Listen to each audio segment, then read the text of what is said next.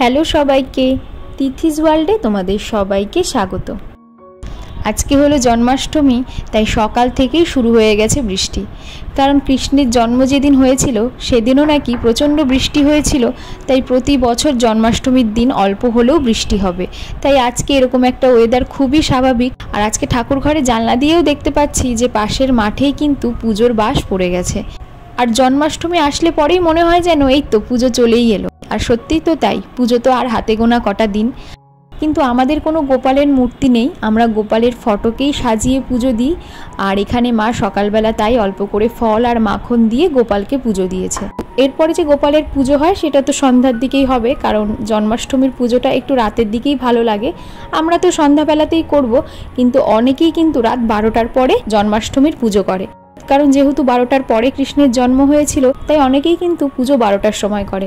যেরকম আমার দিদা বাড়িতে দিদা প্রত্যেক জন্মাষ্টমীতে ওই 11টা নাগাদ পুজোয় বসে, আর উঠতে উঠতে তো প্রায় 1টা বেজে যায়। প্রতি বছরই দিদা সন্ধ্যা থেকে সব গুছিয়ে রাখে আর ওই রাতের দিকে পুজোয় বসে। এরকম অনেকেই আছে যাদের বাড়িতে শুনেছি গোপাল আছে, আর তারা অনেক রাত করে পুজো দেয়। আমাদের বাড়িতে জন্মাষ্টমীটা খুব বেশি বড় করে করা হয় না, ওই ছোটোখাটো করে ঘরোয়াভাবেই করি। তো সেটাই তোমাদের সাথে আজকে একটু শেয়ার করছি।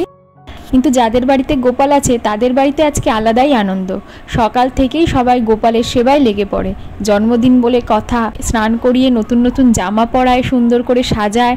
তার সাথে গোপালের সব পছন্দের খাবার তাকে সাজিয়ে দেওয়া, মানে বাড়িতে একটা জমজমাট পরিবেশ যাকে বলে। আর এখন তো প্রায় দুপুর হয়ে গেছে, এখন থেকেই ঠাকুরের সব রান্নাগুলো করছিলাম, মানে লুচি, সুজি আর তালের বড়া। মা সব গুছিয়ে রেখেছে আর সাইডে লুচিগুলো বেলে দিচ্ছিল, আর আমি এখানে সব ভাজছিলাম।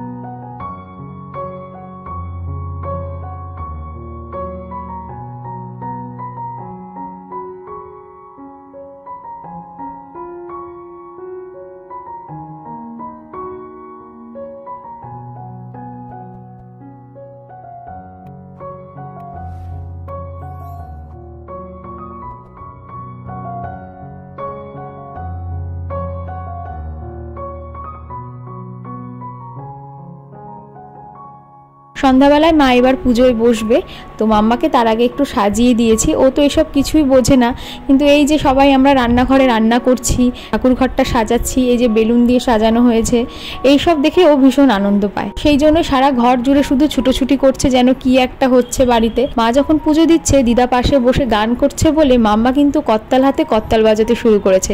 ও যদিও পারে না, তবে ভালোই চেষ্টা করছে।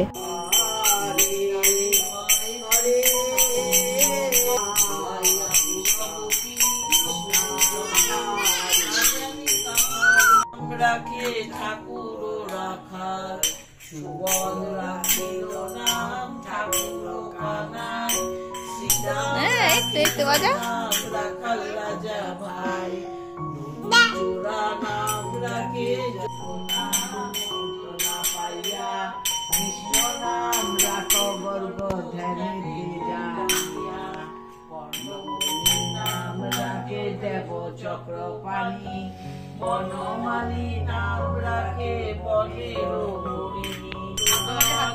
অজমিল নাম রাখে দেব নারায়ণ নাম রাখে দ্রৌপদী রাখিল নাম দেব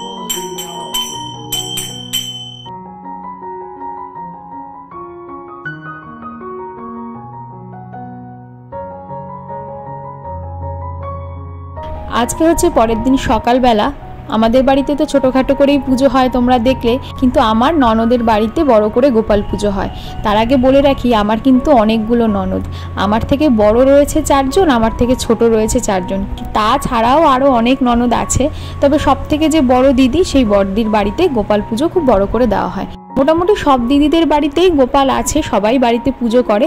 তো দিদির বাড়িতে আমাদের আজকে দুপুরবেলা যাওয়ার কথা রয়েছে সবার, আমরা সেখানেই যাব। খুব বেশি দূর না, স্টেশনের এই পার আর ওই পার। তো যাওয়ার সময় গোপালের জন্য একটু মিষ্টি নিয়ে নিলাম। বড়দির বাড়িতে কিভাবে তার গোপালকে সাজিয়েছে সেটাও যাতে তোমাদের দেখাতে পারি, সেই জন্য ভিডিওটা আজকে অবধি কন্টিনিউ করলাম।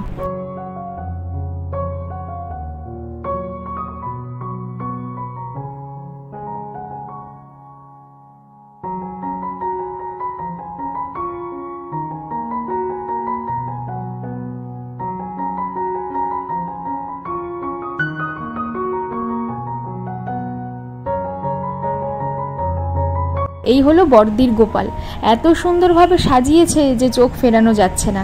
আর কালকে থেকেই যখনই ফোন খুলছি শুধু গোপালেরই ছবি দেখতে পাচ্ছি। সবাই সবার গোপালকে এই দিন এত সুন্দরভাবে সাজায়, মনে হয় প্রত্যেকটা গোপালই যেন আবার নতুন করে জীবন্ত হয়ে ওঠে। এত ভালো লাগছে দেখে। আর জন্মাষ্টমীর দিন এরকম একটা সাজানো গোছানো গোপাল যদি সামনে থেকে দেখতেই না পাই, তাহলে জন্মাষ্টমীর দিনটা একটু হলেও মনটা খারাপ হয়। সেই জন্যই আরও বেশি করে আসা।